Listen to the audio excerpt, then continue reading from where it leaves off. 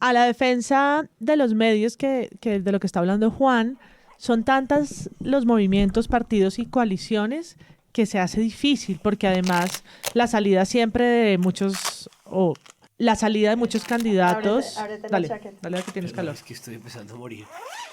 Ya, Por estar, lo sí, siento. sudando la gripe. Sí. Quítatela, ¿te la vas a quitar o solo? Sí, me lo va a quitar, perdón. No, perdón. Suena... Claro, como cuando uno entra un empaque al cine, cine, sí. y dice, tal vez si lo hago despacito. No suene. Perdón, soy el empaque del cine.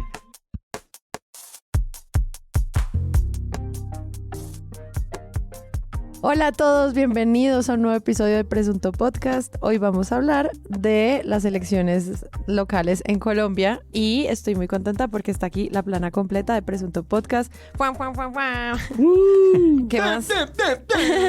Santiago Rivas, bienvenido. ¿Qué pasará? Gracias. Hola. Esta voz es la de Andrés Páramo. Estoy muy feliz hoy por Colombia. Colombia despierta. Esto no lo estoy diciendo yo, Andrés Páramo, queridos amigos, sino es un Una pieza gráfica. posteo de la página oficial de Instagram de Revista Semana. María Paula Martínez, bienvenida a Presunto Podcast. Buenas, después de muchas horas. Esta jornada. Muchas horas perdidas en el aplicativo de la registraduría. Me encanta ya no tener que contar ni un voto más. Aún cuando aposté por una segunda vuelta y perdí, estoy muy feliz de no estar en una segunda vuelta. Sí, varios medios lo dijeron como un gran triunfo, el éxito de no Es tener un gran segundas triunfo para las vueltas. salas de redacción. Exacto. Y Juan Álvarez, bienvenido a Presunto. Hola, buenas noches. Un abrazo muy grande a nuestro amigo Iván del barrio, calle 39-21-11, que nos alimentó hoy con una espectacular sopa de pollo con fideos, fondo, verduritas, Papa Croya. papa criolla desmenuzadita y bien deshecha. Perfecto para este guayabo electoral. Y porque Juan llegó disfrazado de pandemia al barrio hoy 31 de octubre. Yo estoy aquí porque quería ver a mis amigos, pero tengo una gripa ni la hijo de puta. Ay, bienvenido. Gracias. No se me acerquen al micrófono. No te van a criticar nada en Twitter por llegar a contagiarnos al estudio. Te felicito. Bueno, yo soy Sara Trejos y también tengo dolor de estómago. Pero aún así, amigos, grabando por ustedes, por la fiesta de la democracia.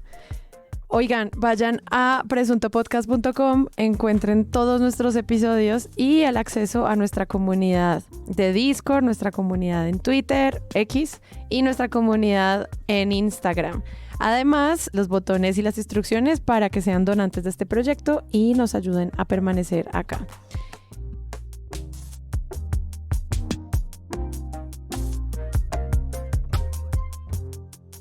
Eso tiene dos miradas. La primera mirada, así como el pacto histórico no tenía nada y aquí logró algunos consejos, asambleas a nivel nacional que creció. Pero lo cierto es que en Bogotá se esperaba mucho más. Y sí es una gran derrota. Yo creo que El presidente de Colombia, Gustavo Petro, y su movimiento político han sufrido un fuerte revés en las elecciones regionales de este domingo. Ninguno de los candidatos respaldados por Petro logró la victoria en las principales ciudades del país. Esto arroja interrogantes sobre su capacidad de arrastre en estos importantes bastiones políticos. La atención estaba puesta en las alcaldías de la votación, lo cual digamos que Bogotá habló duro y le habló duro al presidente Petro y su candidato. Sobre todo porque ahí hay que tener en cuenta que yo creo que a nivel regional hubo un fenómeno de atrincheramiento de las élites. Dilian, Eduardo Verano, Alex Sharp, Rey en Cundinamarca, y ganaron y barrieron. Y en las grandes ciudades hubo un plebiscito de doble vía contra el gobierno. Este domingo se acaban de celebrar las elecciones regionales, las elecciones en que los colombianos votamos por 32 gobernadores, por elegir 32 gobernadores, 418 diputados departamentales y 1.102 alcaldes, además de 12.000 concejales y 6.513 ediles. En el a fondo de hoy, el análisis electoral sobre cómo votamos, por qué votamos y quién realmente ganó. Y obviamente a partir de... Bueno, cubrir las elecciones siempre comienza por la segura, la fija, que es ganadores versus vencedores. Quien ganó y quien perdió creo que es el titular del 87% de los medios. Y obviamente esa reflexión no solamente son datos de quiénes fueron los ganadores y perdedores, sino también propuestas editoriales, celebraciones y tristezas que se sienten en el entrelínea del periodismo nacional. Hablemos un poquito de esta idea del triunfo. ¿Quiénes ganaron? ¿Cómo vieron el cubrimiento de los nuevos alcaldes, gobernadores? Obviamente para ediles y otros cargos más multitudinarios es más difícil hacer perfiles de todo el mundo, pero empecemos por ahí. ¿Cómo lo vieron? Cada quien se pegó de su lado, ¿no? Pues incluso existiendo acuerdos como que la izquierda sufrió grandes derrotas, lo que se está haciendo es un poco un análisis sin ningún tipo de contexto o haciendo comparaciones que muchas veces no da lugar. Entonces, me parece que el gran problema a la hora de designar un ganador es escogerlo sin tener en cuenta el desarrollo, sin tener una historia no tanto de los ciclos electorales, sino de los ciclos electorales regionales y de las locales. Entonces, mucha gente optó por decidir el ganador de las elecciones de acuerdo con las elecciones presidenciales de 2022 y no con las elecciones regionales de 2019, 2015, 2011 y así. Me parece que ahí hay un problema. Entonces, bueno, el asunto con los ganadores y los perdedores es hay ciertos acuerdos y es que la izquierda, encarnada en el proyecto del presidente Petro, encaja un golpe duro, sobre todo en Bogotá. La sorpresa, sobre todo, que realmente no es una sorpresa porque eso también tuvimos la oportunidad de verlo antes, era que quedaba con muy pocos lugares de poder en el mapa. Esto es relativo y eso es por eso, o sea, precisamente porque se trata de una serie de capas tan nebulosas y tan transparentes, tan grises, es muy difícil adoptar definitivos. Entonces mi primer consejo es desconfiar de quien adopte ganadores definitivos. ¿Por qué? Pues porque, por ejemplo, es decir, de nuevo, siendo que el primer gran acuerdo es que perdieron en el gobierno y ganaron las maquinarias de partidos tradicionales, el gobierno tiene más lugares de los que se le adjudican normalmente desde ciertos medios y las maquinarias tienen menos lugares de negociación perfectamente claros de los que se les están adjudicando. Entonces hay una serie de triunfos, pero de nuevo, habría que revisar la historia de las presidenciales versus las regionales y el desarrollo de las regionales. ¿Qué quiere decir esto? Mucha gente estaba hablando de esto como un plebiscito, ya ahorita pasamos a las razones, pero digo, según si uno piensa que esto era una reacción a las presidenciales o era una reacción al gobernante saliente, se ve muy distinta la lectura. Y claro, creo que hay que escoger muy bien en qué lugar se para uno para leerlo. Me parece interesante porque vi esto en La Silla Vacía, comparaban el mapa electoral, era con los gobernadores que estaban cambiando y no con la propuesta electoral presidencial. Y ahí tú ves que no hay un gran cambio, que era lo que habíamos auspiciado en el episodio anterior de estas elecciones van a cambiar el panorama político del país, que se veía como ese cubrimiento y luego te das cuenta que tal vez no tanto. Yo creo que hay dos narrativas predominantes dentro de todo esto. Una es esa, una refrendación al gobierno de Petro a sabiendas, digamos, de que o no lo va a hacer. Sí, eso es una narrativa que se instaló incluso por acción del mismo Gustavo Petro. Es decir, esto era como una guerra por saber quién tenía el discurso dominante en todo esto y pues pasó lo que pasó y los resultados están ahí. Entonces, uno es eso, Petro perdió, esto es una gran derrota para el giro a la izquierda, esto es una narrativa pues que tiene, por ejemplo, La Silla Vacía en su editorial con Juanita León y Daniel Pacheco. En el punto 2 del editorial ellos dicen, aunque no es un plebiscito, Gustavo Petro sufre una dura derrota. Y hay una cosa que me sorprende y es como ellos piensan que su mayor derrota es la narrativa, ninguna de las banderas del presidente fue tema clave de la campaña. Dice, no lo fue ninguna de sus reformas sociales, ni el cambio climático, ni la paz total, ni el fin del capitalismo. Se les fue una...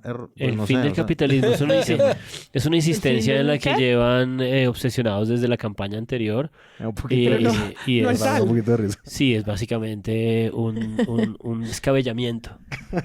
Pues el fin del capitalismo, pero además, ¿cómo lo habrán concertado? Como, ¿y ponemos el fin del capitalismo o no? Pongámoslo. ¿No? Entonces, como... Pero me parece arriesgado, no, me voy a arriesgar. ¿Lo pongo? Nadie se va a dar cuenta. Pero esa reflexión que tú dices de que lo que pierde es la narrativa y no el partido, eso es algo que a mí me parece novedoso en el análisis. Es novedoso y digamos que me parece que sí es una cosa que ha jugado en contra de Gustavo Petro porque él mismo antes de las elecciones dijo, deberíamos someter a plebiscito el metro. Y entonces el metro, que se volvió un fortín de campaña, como lo decíamos el episodio pasado, entre Claudia López, descarado entre Claudia López y Gustavo Petro.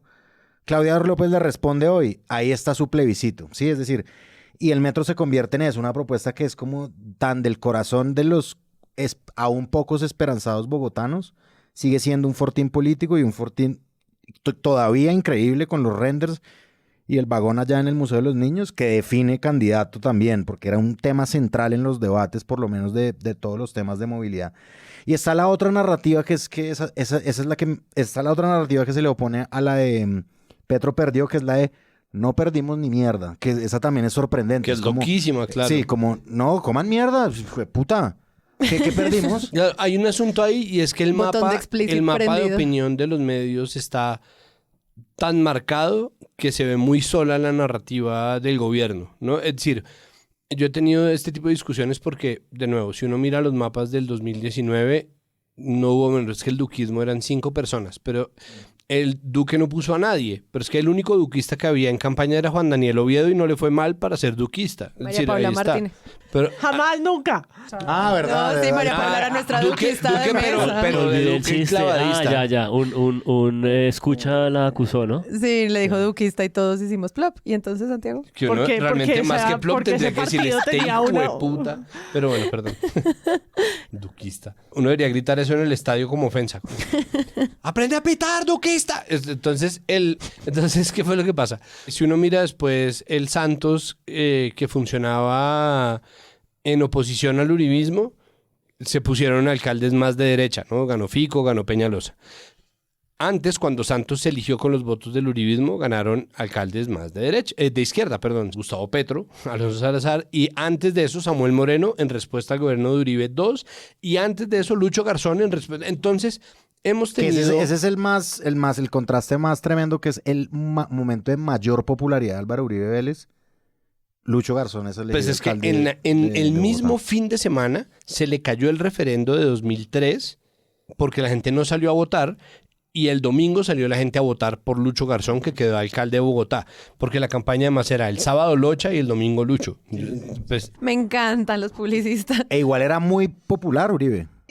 era... Sí. Pero eso no fenómeno. sería también como un análisis en absolutos. Un poquito como decir, es que las alcaldías que van a ganar son las que están en oposición a la presidencia actual. Y además solo se están concentrando en las alcaldías de ciudades principales. Yo creo que una de las cosas densas de este tipo de elección y de esta lógica comparativa de derrota o victoria frente a lo que quieras comparar es que creo que si hay algo, por lo menos que a mí me queda claro en esta dificultad de tratar de entender lo que pasa y viendo tantos medios y tratando de concentrarnos en estas historias regionales, es que la cantidad de particularidades locales lo desborda todo.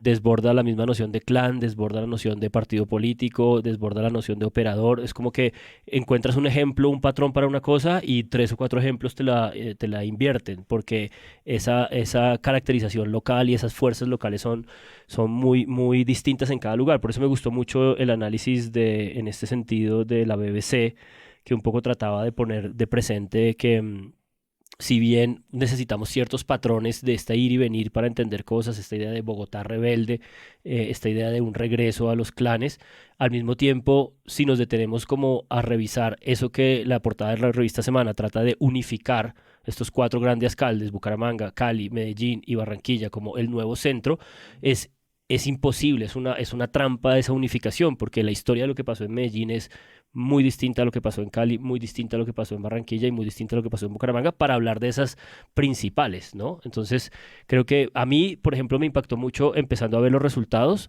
que aparecían los nombres, los rostros de cada uno de estos individuos, y no aparecía nunca en ninguna de las gráficas, ni de Caracol, ni de RCN, ni de Noticias 1, las filiaciones políticas de partidos. Entonces, era todavía más difícil entender lo que estaba pasando. En defensa de los medios, nombrar todas las coaliciones se hace difícil. Por un lado, porque el número es altísimo.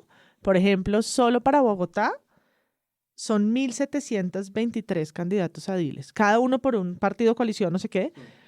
Y muchos candidatos también juegan a la salida de sus partidos tradicionales y la formación de cualquier lista representativa nueva. Entonces, 30 y pico de partidos. el ejemplo es el elegido gobernador de Cundinamarca, que no pudo en un partido, tuvo 1000 problemas, se salió y armó una lista que se llama como reconstruyendo, rearmando, reimaginando, renegociando. Es el mismo varón político de siempre. Y es lo mismo, entonces dibujarlas creo que también despista porque es como si estuviéramos hablando de renovación cuando no lo es. Y yo creo que eso es lo que es más interesante de los mapas políticos que han sacado o análisis medios como La Silla Vacía o como El País. A mí el mapa de La Silla me encanta porque es un mapa de colores 2019-2023. Sí, es muy útil. Muy útil, fantástico. Es un mapa de las gobernaciones que por departamentos silueteados muestra que finalmente la derecha siempre ha estado ahí, ¿no? Que también le da un poco la razón a Petro y es que pues que perdimos, que tampoco teníamos ganado al final, ¿no? Exacto. Es como, no era que estuviéramos en esos lugares. Sí hay unos rojos nuevos como Amazonas, pero además ganaron Antioquia, ¿sí? Parece que no salimos del fico-uribismo y volvió a ganar la derecha Antioquia.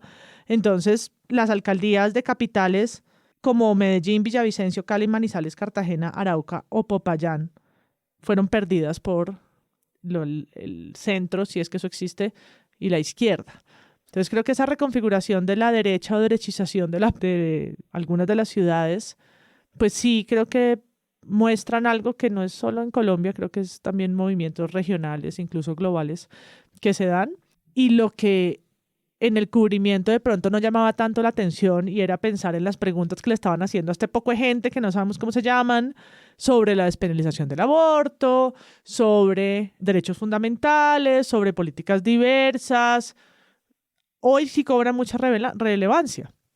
Yo escuchaba hoy al alcalde electo de Bucaramanga a decir que se iba a tomar los parques para que dejaran de ser marihuanódromos. Hoy salió a decir eso y es como cuál va a ser tu política sobre ciertas poblaciones, ¿no? Creo que para adelante todos esos ejercicios de caritas que tiene La Silla Vacía, como de sí, no, sí, no, sí, no, sí, no, la reserva Van der Hamen, sí, no, esos colores y esos mapas como de calor que trata de mostrarnos ciertas tendencias cobran mucha utilidad. Hay una cosa ahí con el mapa y la editorial de La Silla Vacía.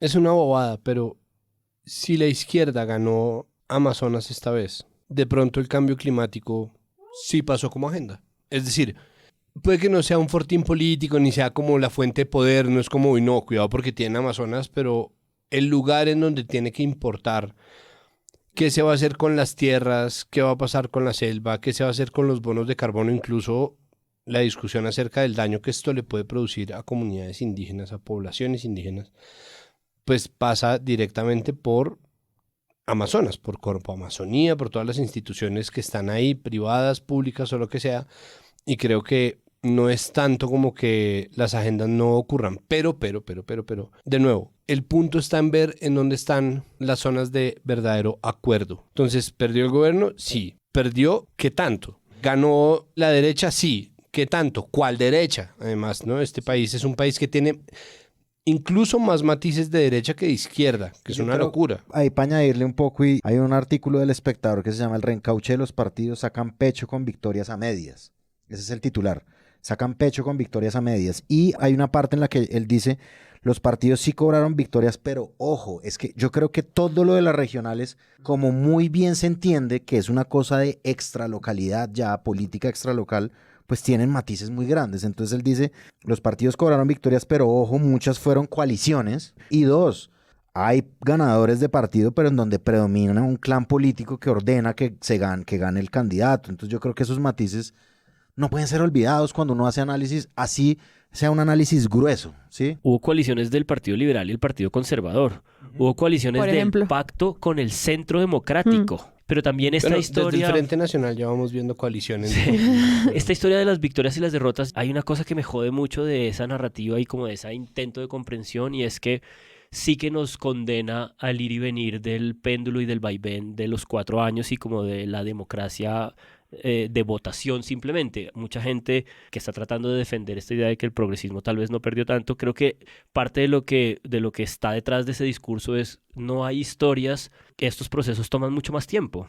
O sea, esta idea como de que un presidente de izquierda iba a cambiar por completo la idiosincrasia y el carácter de una sociedad claramente conservadora y de derechas, pues no es el caso. Entonces, también esta historia como este cubrimiento inmediato y que tiene que ocurrir y que tiene que ir con esta velocidad, yo creo que evita unas comprensiones como más largas y más locales de estos procesos largos. Cali, después del estallido social, pasa todo lo que pasa, gana un empresario, un tipo que lleva mucho tiempo intentándolo, una familia, pero resulta que el Consejo de Cali tiene una votación altísima del pacto.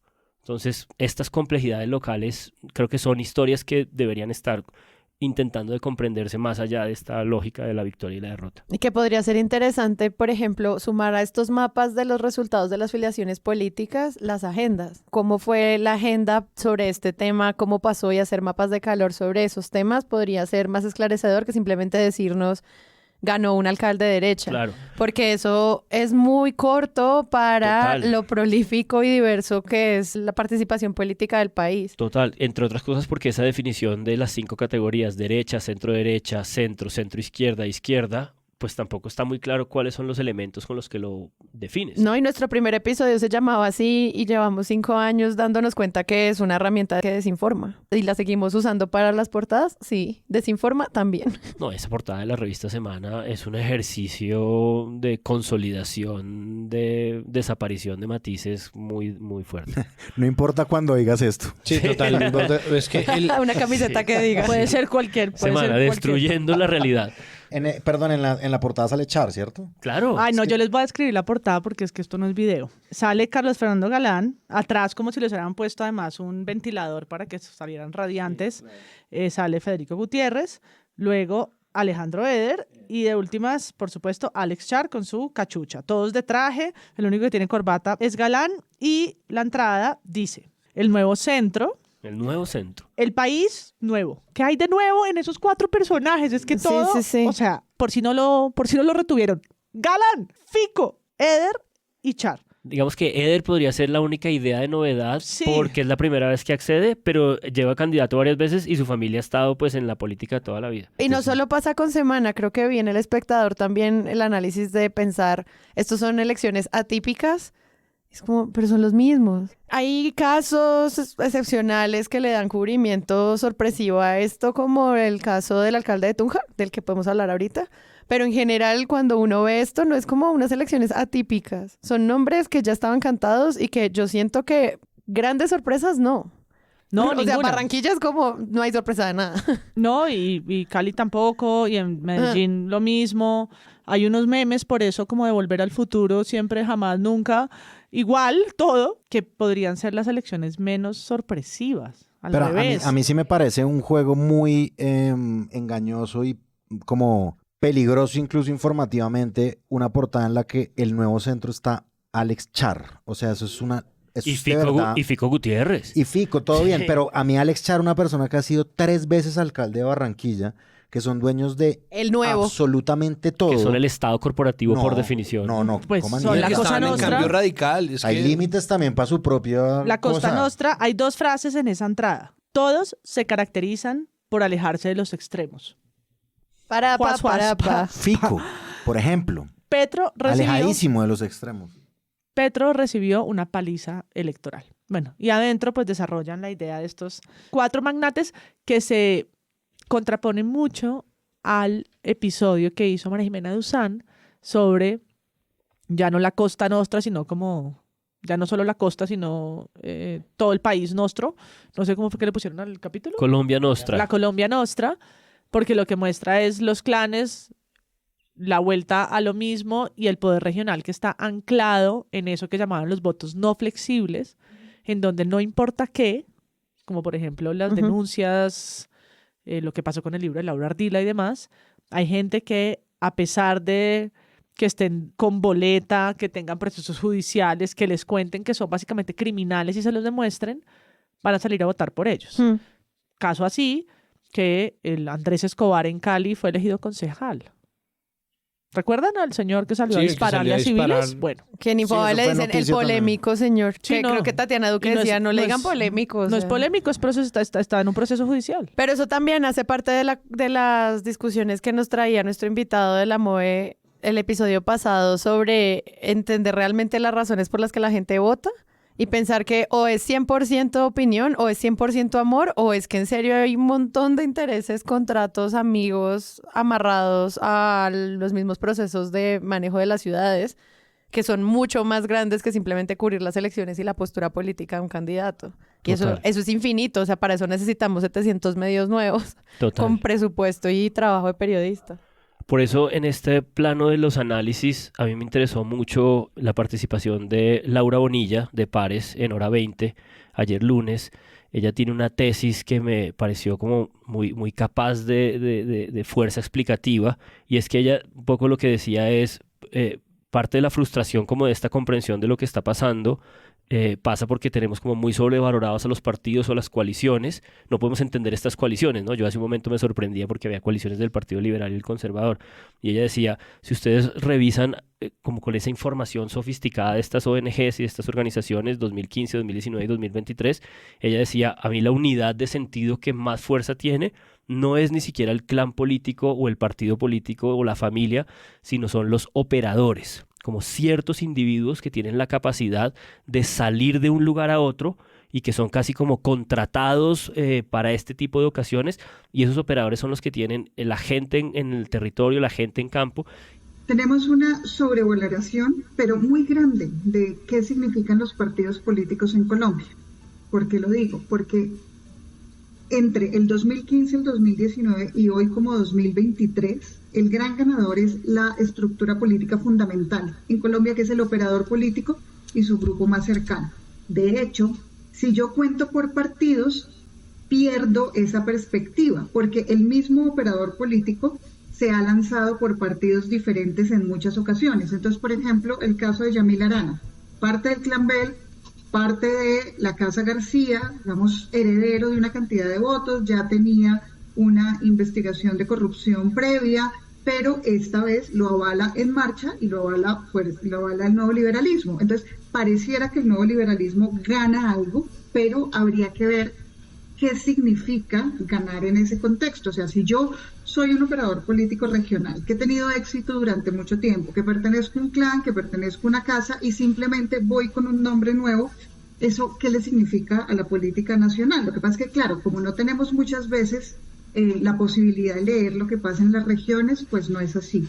Ahora, lo que claramente... Y cuando ella describía la operación de estos operadores, perdón la redundancia, usaba por ejemplo el caso de Yamil Arana, que es del Clan Bell, de la Casa García, que está investigado y que acaba de ganar la gobernación de Bolívar, y ella mostraba cómo siempre ha ganado, 2015, 2019, 2023, estando en distintos partidos, estando incluso en distintos clanes, porque estos operadores van y vienen de los distintos clanes.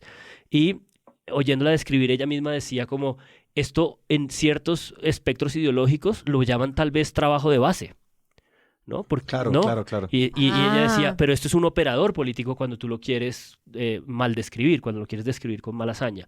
Entonces, no sé, esto de verdad es como una cosa, yo creo que se nos escapa la cantidad de información local para poder entender desde los medios nacionales. Pues es que ahí está gran parte de lo que está pasando. Para mí, la conversación tiene que estar centrada en tres cosas.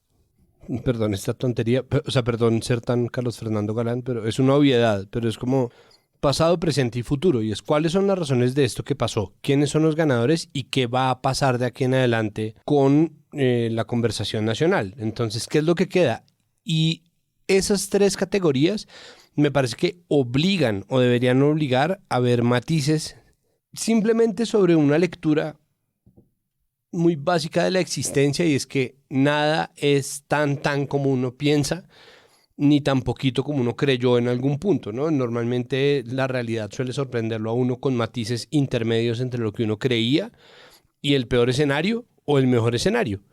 Y creo que eso es de verdad, es una lección de perogrullos. Yo no estoy diciendo verdaderamente nada nuevo, pero desconociendo de plano esa obviedad, que por obviedad tendrían que saberla, los medios lo que están haciendo es también hacer una jugada de poder, tratar de coger lo que pasó y llevarlo hasta el punto en donde ellos quieren llevarlo, Por eso Luis Carlos Vélez tiene una columna que dice, el gran perdedor es Petro. No, señor, no. Nos calmamos aquí. Calma. Porque entonces ¡Auxilio! ¡Auxilio! Mire, ministra, Me usted violenta. es que me está poniendo una mira en la espalda. No, Entonces- ministra, no. No, ministra, no. Suélteme. ¡Ah! Una recreación, nunca pasó. Están absolutamente tratando de torcerlo, así como, y gracias a eso, gracias a que existe un desapego de los hechos tan notorio, puede salir la gente del gobierno, puede salir María José Pizarro Claro. y David Racero a decir, triunfamos. Triunfamos. ¿no? Ok. Une tu voz a mi voz. No. Ganamos. Y ¿Tan locos? ¿Tan locos? ¿Es lo venimos que a están decirle, diciendo? ganamos, ¿Tan enloquecieron, locos? Sí, no, ganamos. ¿cómo así? Nosotros lo que estamos es bien. Entonces, claro, da para mucho, pero para eso precisamente, es decir, para entender qué fue lo que pasó, por ejemplo, los mapas por encima de los editoriales de La Silla. Los mapas son muy buenos, hay obviamente, de nuevo, categorías en las que uno puede diferir o no, pero ahí está el partido de la gente. Si a uno le parece que no es tan de, pues sí, a mí no me parece que Petro sea tan de izquierda, y sin embargo, cuando lo mapean, pues sí, ese es de izquierda, ¿no? Pues ahí está. Rojo oscuro. sí, Exacto, ni rojo. modos. Ahí está, es ese. Entonces, esas categorías son mucho más fáciles de leer gráficamente, ¿no? Donde uno puede tener de nuevo el mapa. Yo sé que soy una mamera con eso, pero el mapa de las cosas. Y eso obliga también a los mapas de mapas, las asambleas, los consejos, las curules, quienes van a tener el contrapoder y cómo queda entonces la cosa de negociación, porque cuando se habla de las reformas del futuro, se tiene que hablar de los congresistas y sobre todo los representantes a la Cámara, la región. los Sí, sí, sí. gobiernos de las regiones y de los gobiernos de los departamentos, pero sobre todo de los de las ciudades. Y de ahí los de los municipios. Entonces, esa cosa, esa capilaridad del gobierno que de alguna manera funciona y ha funcionado por costumbre a contrapelo del gobierno nacional, es algo que en el pasado ya ha ocurrido. Entonces, cualquier tipo de titulación sin contexto, cualquier tipo de lectura haciendo las comparaciones a conveniencia, no sirve. Y esto ni siquiera es información verificada porque todo lo que hay en ese sentido es una matriz de opinión. En cualquier momento, cualquiera de los clanes, de las maquinarias, de los partidos tradicionales o no tan tradicionales, cualquiera de la U, da una voltereta y empieza a apoyar la reforma a la salud. ¿Y dónde quedan entonces los análisis que dieron absolutamente perdedor? Entonces lo que pasa ahí es que están primero hablando con el deseo y segundo tratando de hacer una movida de poder imponiendo, como trataron de imponer una serie de narrativas. ¿Qué ocurre? Cuando existe acuerdo sobre esas narrativas es cuando eso se materializa en una verdad. Entonces, muchos medios de comunicación llevaban en la antesala de las elecciones diciendo que iba a ser un plebiscito acerca del gobierno de Petro. Y después Petro salió a decir, en acuerdo con esos medios, que entonces era un plebiscito sobre el metro. Y le dijeron, bueno, pues toma, Dale, ¿no? dale. Pues ahí está. Entonces, ¿qué es lo que ocurre? Y esto realmente es la base de lo que yo iba a decir con respecto a lo que estaba diciendo Juan, pues que hay una cantidad de centralismo ridículo. Entonces, ese centralismo que es el que permite plantear narrativas tan definitivas, ¿no? Como no, esto era un plebiscito sobre Petro, desconociendo que los municipios, las regiones, los departamentos y las grandes ciudades por fuera de Bogotá tienen agendas propias, necesidades propias, dinámicas electorales y políticas propias, pese a que hubiera estado Vargas Lleras de columnista en Caracol Radio y viajando por toda Colombia, tienen unas necesidades. Ve. Y esas necesidades se ven cuando está la información ahí sobre lo que No, hace y- Char. Sí, ahí está, siguen Y votando se ha por dicho, Char, sí. se ha dicho. Hay analistas que dicen, no, Sí. a ver, comportamiento Pero- distinto. Y el otro gran símbolo del centralismo es, estas son unas elecciones donde hubo combates, en donde se suspendieron en 2 municipios las elecciones, donde una persona tiró un fósforo prendido y terminó por matar a la registradora municipal de Gamarra Cesar en una azonada. Y sin embargo, los medios siguen titulando que fueron unas elecciones pacíficas. Entonces, eso primero Tranquilas. es mucho centralismo, pero también es un símbolo de que exageraron tanto en su vaticinio de un apocalipsis violento en donde había titular tras titular desde hace meses de que las elecciones no se iban a poder hacer porque la paz total esto y la paz total Eso aquello, iba yo. tratando de imponer una agenda que cuando las elecciones salieron mucho menos violentas de lo que estaban vaticinando, con toda la violencia horrible que se vivió en algunos sitios del país y de manera controlada con una respuesta de la fuerza pública como suele tener que pasar y suele ocurrir. Entonces dije, o sea, se vieron incapaces de salir a vender la idea de que habían sido unas narrativas, o sea, unas elecciones violentas, de lo mucho que habían vendido la catástrofe. Si se hubieran quedado callados, incluso habrían podido monopolizar, de forma horrible, como suelen hacerlo, la victimización de otros en favor de una agenda que quieren imponer. Es de ese tamaño lo que duraron anticipando en el pasado un montón de cosas que terminan no pasando y en el presente convirtiéndolo en titulares que buscan monopolizar lo que pasó en aras de algo que ellos quieren que pase en el futuro. Eso es exactamente lo que yo invitaría a desconfiar. O sea, si yo logro que esa idea sea la única que yo diga en este podcast, me doy por bien servido. No, solo quería sumarla a eso, el análisis que tú traes de si comparamos a estas elecciones con las elecciones de presidencia, eso es un problema para entender el mapa político. Y si además a eso le comparamos las de Congreso y representantes a la Cámara, es otro, porque de nuevo cada forma de regularse dentro del Estado es distinto y estas comparaciones pues al final traen estos vacíos de los que te hablabas tú también. Solo quería retomarlo para que quedara ahí como un micro resumen. María Paula. Y al final es un desafío y hoy estoy en defensa de las redacciones, no sé si es porque estoy tarada de tantas horas de cubrimiento, pero es imposible no hacer noticia sobre todas las amenazas electorales durante estos meses. Pues porque es que son. Porque hubo personas en hospitales, hubo 4 atentados en Tuluá. Exacto. Personas debatiéndose, como diría la camiseta de presunto, por la vida en un hospital, por ser candidatos. Entonces la cosa sí estaba caliente. Tuvimos unos militares disfrazados de guerrilleros en unas zonas, ¿no? De paracos, ¿no era? De paramilitares. Municipios Entonces, donde se tienen que repetir. Donde tienen que repetir, pero digo, en el previo. En la preelectoral, ok. En el previo era muy difícil pasar por alto eso, que es noticia, y era... Acá lo dijimos en un episodio, pensamos que se iba a calentar y a calentar como se calentó. Porque además históricamente sí se sabe que estas son, como se juegan los poderes territoriales, pues son más heavy metal que las presidenciales en términos de riesgos electorales.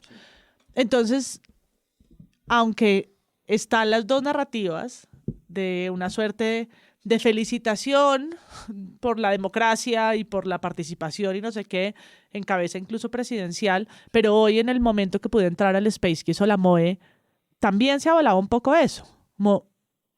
Se pudieron celebrar en la mayoría de los municipios con una suerte de normalidad, que era un poco, me acordaba cuando los escuchaba hablar como el análisis del paro, que es claro, de las no sé cuántas manifestaciones, 20,000, no sé cuánto porcentaje altísimo fue pacífico. Claro. Las que fueron violentas, fueron tan violentas que es imposible no concentrarse allí y ponerlo sobre la agenda y darle 1,000 vueltas. Entonces acá pasa lo mismo, fueron muchos municipios, más de 1,000, donde la cosa estuvo bien, pero donde estuvo muy mal, que es que a mí ese video de la gasolina y la persona que no le tiembla la mano en coger el fósforo y prender esa mierda, es como, no, pero es que no puede ser. O los locos que entraron a destruir unas cajas de votos, no sé si los vieron cuando ya estaban la mesa de votación abierta. Es tan difícil de comprender que se roba todas las miradas. Obviamente en muchos lugares pues la gente votó en aparente tranquilidad, en un mapa que sí, si uno lo comparara no con las del 2019, sino por allá con las del 2002, de lo que Claudia López sí sabría más porque ella analizó mucho esos mapas políticos, ahí uno encontraría que la cosa era más difícil, en términos de miedo, de amenaza, de una cosa también muy indirecta, porque eran tiempos de masacre tras masacre tras masacre. Y no digo que hoy nada de eso ocurra, pero sí es un panorama medianamente distinto. De acuerdo. Entonces sí, claro, 39 millones de personas estábamos habilitadas para votar. Por supuesto no fuimos tantas. 59%, 23 millones. O sea, aquí la abstención es muy alta. Yo no puedo parar de pensar, y parece que esto fuera como una obviedad también, como mi sección, no sección de María Paula con M, pero es, ¿qué pasaría si el voto fuera obligatorio en este país? Sería alucinante cubrir eso, ¿no? Como una masa muy grande que elige, no una minoría, sino una mayoría que está obligada a elegir, y una contienda que necesariamente pues, nos obliga a pensar en números más altos. Hay quienes dicen la cosa sería lo mismo, solo que con más votos. ¿Sí? Es decir, Fico no se hubiera elegido con 800,000, sino con 3 millones. Hasta no ver. No lo sé porque aquí el voto nunca ha sido obligatorio.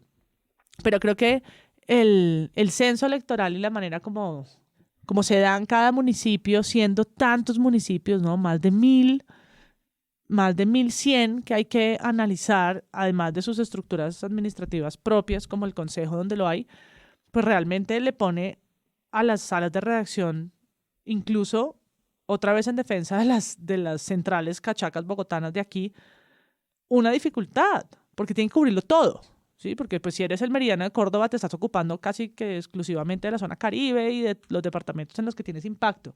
Pero a mí me parece muy loable lo que desde aquí tienen que hacer durante semanas y sobre todo el día de las elecciones en medios nacionales, porque tienen que abarcarlo todo, ¿no? Todo con mayor o mejor esfuerzo, pero todo. Otro cubrimiento de perdedores fue no solo hacia Gustavo Petro, sino hacia su vicepresidenta, que también era un análisis de cuál era realmente el impacto de votos que podía traer alguien como Francia Márquez. ¿Ustedes qué vieron de eso? Yo vi la noticia de semana que además comentó María Fernanda Fitzgerald, que tiene que ver con Suárez Cauca, y la tituló así.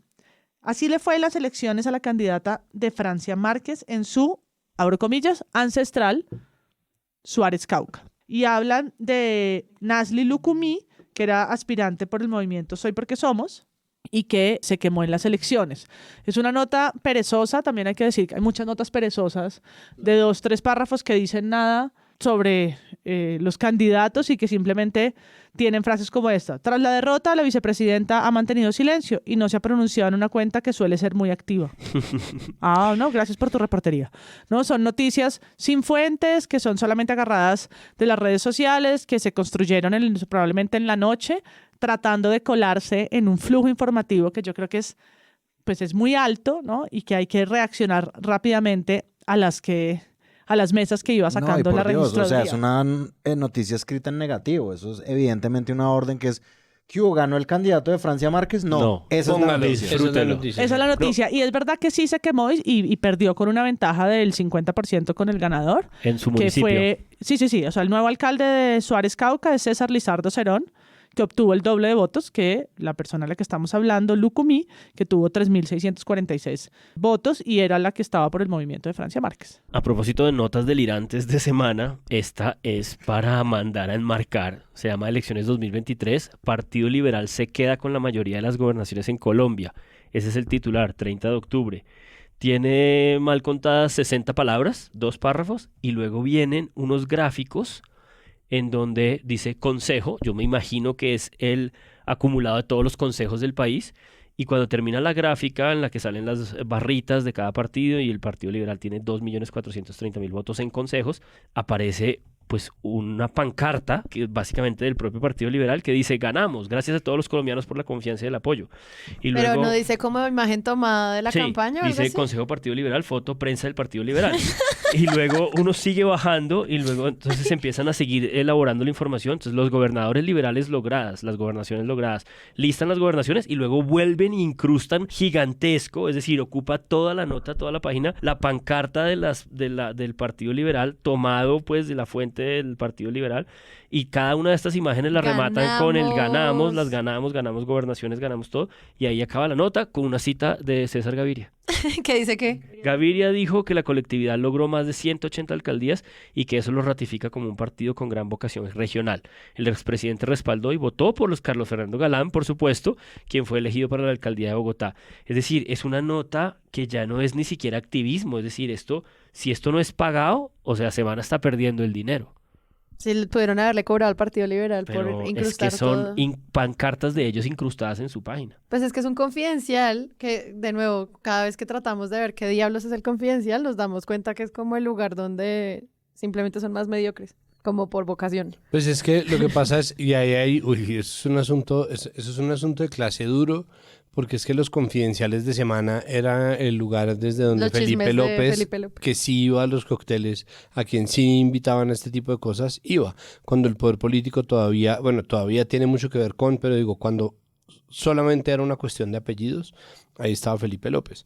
Ahora que es una cuestión de conglomerados y que básicamente hay mucha gente, pues a los charros, ¿no? Entonces, los confidenciales son muy distintos.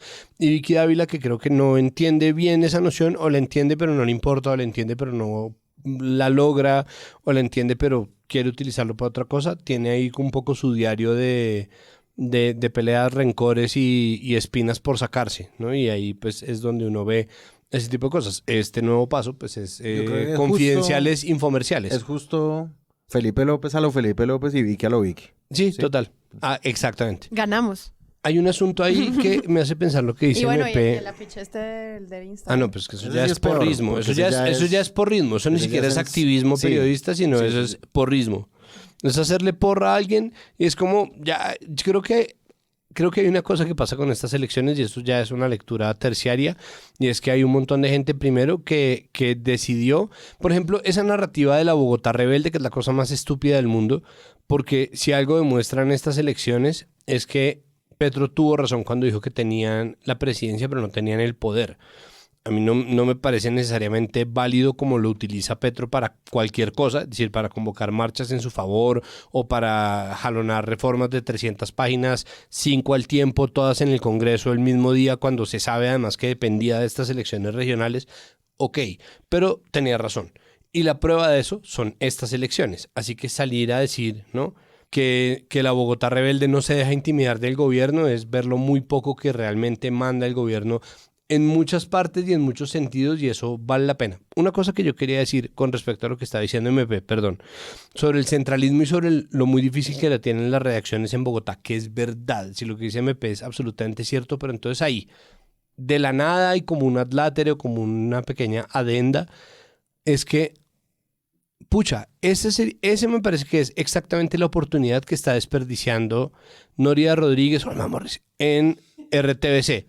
¿No? Noria Rodríguez o Alma Morris podría estar poniendo una serie de oficinas, ampliando la infraestructura para que el cubrimiento de Córdoba se hiciera en Córdoba, para que el cubrimiento del Valle del Cauca se hiciera en el Valle del Cauca, para que el cubrimiento en Nariño se haga en Nariño, para que el cubrimiento del Guaviare se haga en el Guaviare, pero no, está gastándose toda su plata en redundar en lo que además es un extraño caso de continuismo con el gobierno pasado, haciendo un noticiero absolutamente oneroso, en donde yo entiendo que no puede sacar a la gente, pero es que lo amplió de media hora a 2 horas de propaganda gubernamental cuando podría estar teniendo la voz de las regiones, porque la gracia de Radio Nacional era precisamente que llegaba y que tenía lugares en donde nadie más tenía lugares, que tiene un montón de frecuencias que se van ampliando poquito a poquito y de las cuales en 2014 ya se alardeaba en Radio Nacional.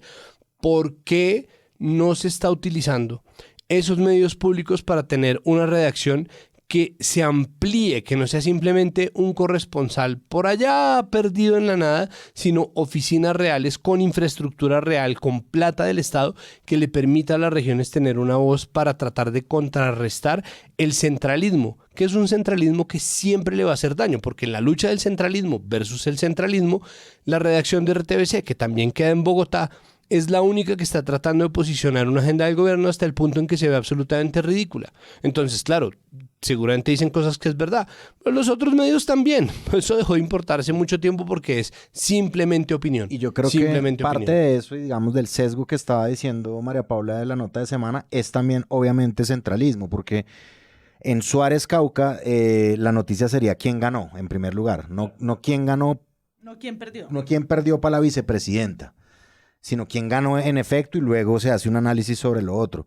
Y lo mismo me parece con todo. A mí me parece que el periodismo local claramente tiene una versión distinta de las cosas, claramente. O sea, es decir, el triunfo de Fico en parte pues sí es una pérdida para Gustavo Petro, en parte, muy en parte, porque pues se olvida que hay otro mandatario previo, dueño de los medios públicos, que la embarró absolutamente. ¿Te refieres a Quintero? A Quintero, que renunció antes de que se acabara su mandato. Incluso Luz Marina Sierra, del colombiano, completamente antipetrista, dice, esto antes que cualquier cosa era una respuesta a Quintero. Pues es que sí, es verdad, y además que es como...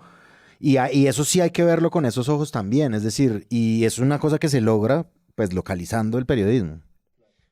Pues Álvaro Forero Tascón salió a decir en Twitter como, es que por favor, esto no tiene que ver con el plebiscito no en contra del gobierno Petro. Todas las elecciones regionales funcionan en contravía del presidente puesto en ese momento. Esto es sobre todo un plebiscito sobre la gestión del anterior alcalde, del saliente. si les parece o si no les parece salir a decir que esto tiene que ver con el gobierno, está bien. Mi posición, o sea, la posición que yo quisiera plantearles es la misma que ya dije en el lunes, pero hay gente que oye el podcast y no ve el lunes, que es, todo es verdad.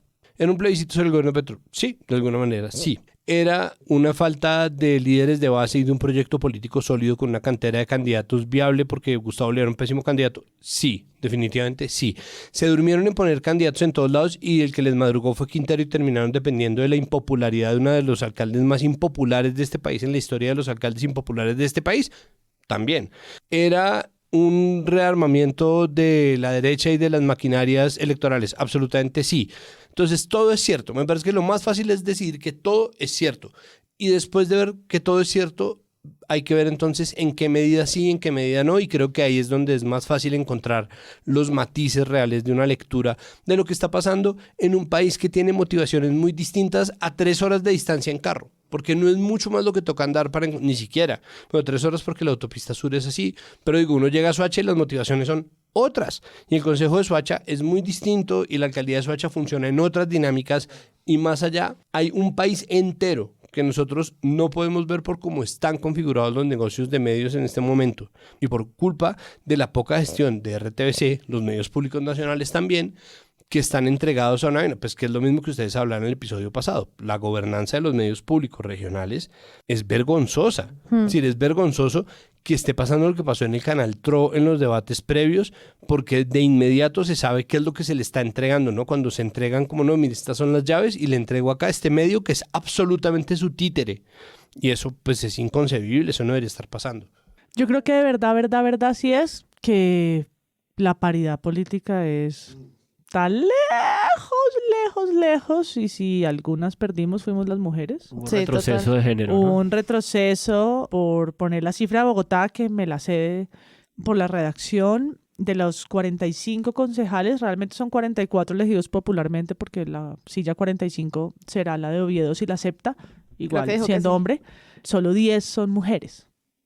Y ese es más o menos el panorama en otros lugares. Pues la feminización de la política es todavía postergada y se queda siendo un título de un gran libro de Ángela María Robledo, pero lejos de la realidad. Y hubo un space de Artemisa sobre eso, hablando de medios y de otras organizaciones que participan del debate político, que estuvo muy bueno. Manifiesta y Artemisa se pronunciaron sobre cómo habían perdido la paridad. Hoy hubo un space, hoy martes, en la tarde, revisando no solamente a nivel Bogotá, sino en todo el país, gobernaciones, alcaldías, viendo cómo es. Porque si bien hay una obligación en las listas, por ejemplo, en las candidaturas, eso no quiere decir que en las elecciones esa misma paridad se mantenga. ¿Sí? Puede que hayan mujeres en las listas, pero salen elegidos los hombres. Por las preferentes, sobre todo. Las cerradas sí puedes tener la estructura obligatoria 1 y 1, cremallera, pero las preferentes las preferentes no, y eso muestra un panorama, además en gobernaciones, por ejemplo, que está lejos de alcanzar una representación que siquiera llegue o supere el 20%. Igual este contenido lo están haciendo con mucho cuidado medios que tratan esta agenda. Y vamos a dejarles todas las notas del episodio. Pero sí creo que todo esto que planteaba, por ejemplo, Páramo al comienzo sobre una idea sobre las agendas va a ser parte fundamental de lo que los medios vayan a seguir cubriendo de estos nuevos gobernantes. No solamente de cuánto apoyan o no a un presidente, sino de cuáles son las cosas que están defendiendo dentro de los negocios que vayan a hacer para o en contra de los lugares que van a gobernar. Y pues eso, ahí creo que el tema de agenda va a ser lo más importante, que de nuevo solamente centrarlo a la posición política, yo considero que puede ser muy limitante y superficial para hacer un análisis. Muchas gracias, Para. No, gracias a ustedes, nos veremos en la otra. María Paula Martínez. Ay, yo no me puedo ir sin dejar de decirle a Twitter que gracias por sus memes fantásticos que tienen que ver con el alcalde electo de Tunja y Rusia. De verdad, yo necesitaba reírme en algún punto del cansancio y ver las fotos y ver los sombreros rusos y ver todos los chistes malos que hicieron sobre Rusia y Tunja. Fueron muy divertidos. Ay, vamos a ver cómo le va a Tunja. Porque además vieron, tiene 4 maestrías, 2 especializaciones, un doctorado. Santi decía que hablaba como 6 idiomas. Sí, también. Yo tengo su hoja de vida, está en Twitter. ¿Por qué tiene su hoja de vida? Porque está en Twitter. Ok. Yo me despediría resaltando una de estas paradojas de este tipo de escenarios complejos de la realidad en la que la gente pues le entrega el dinero a alguien, la chequera para que administre. Y es que es una lectura que hacen desde pares, no estoy seguro si lo hace León Valencia o Laura Bonilla, y es esta idea de que, bueno, sí, está bien, el petrismo o lo que sea el pacto histórico no ha construido bases, es un proceso largo, fueron derrotados, pero este regreso de una cierta clase política, clan, regional, familia, también significa el regreso a la ejecución departamental y local de operadores con conocimiento de cómo se hace ese tipo de ejecución. Y León Valencia decía que paradójicamente eso podría producir una solución para un gobierno que en el 2023 tiene índices de ejecución muy bajos y que quizás esto le va a ayudar a resolver eso en el 2024.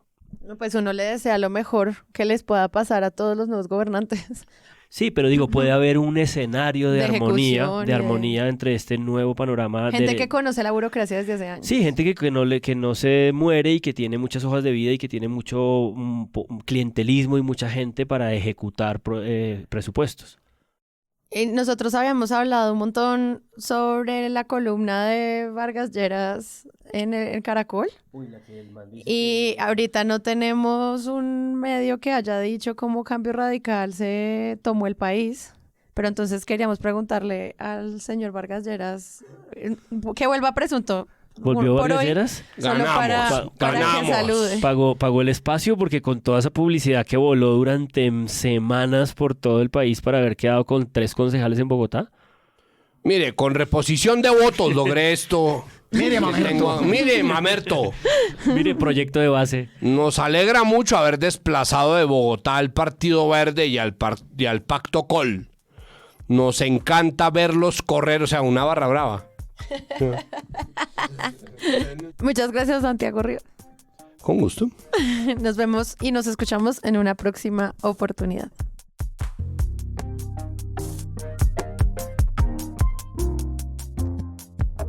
Si les gustó este episodio y quieren apoyar este podcast, los invitamos a que lo compartan en todas sus redes sociales. Esa es la mejor manera de crecer. Presunto Podcast es producido por Sara Trejos con el análisis de Santiago Rivas, María Paula Martínez, Juan Álvarez y Andrés Páramo. La postproducción la hacemos Rodrigo Rodríguez del Oro Podcast y yo. Nuestra asistente de producción es Paula Villán de Sillón Studios. Les invitamos que visiten presuntopodcast.com, donde pueden ser donantes y parte de la membresía de Presunto. Con su ayuda podremos financiar este proyecto y diseñar mejoras para ser sostenibles y salir cada semana. Al mismo tiempo, en la misma página pueden encontrar el ingreso a nuestra comunidad de Discord, que si no saben qué es, imaginen un superchat donde cada tema tiene su propio canal, desde una selección de memes y titulastres, pero también canales de crítica de medios sobre periodismo de género, internacional, ciencia, político, cultural y chequeos. También pueden escucharnos en nuestro canal de YouTube y en todas las plataformas de podcast. En algunas de esas plataformas nos pueden dejar calificaciones y comentarios.